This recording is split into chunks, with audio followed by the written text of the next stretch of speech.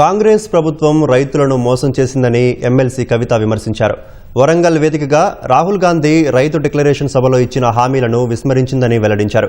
జాగృతి కార్యకర్తలతో కలిసి వరంగల్లో మాట్లాడిన బీఆర్ఎస్ ఎమ్మెల్సీ స్థానిక సంస్థల ఎన్నికల్లో లబ్ధి కోసమే రైతు బంధు వేశారని ధ్వజమెత్తారు.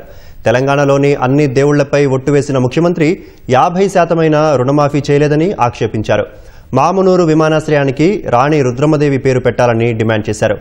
ఆగస్టు 6న ఆచార్య జయశంకర్ జయంతి వేడుకలను వరంగల్లో నిర్వహిస్తామని కవిత వెల్లడించారు.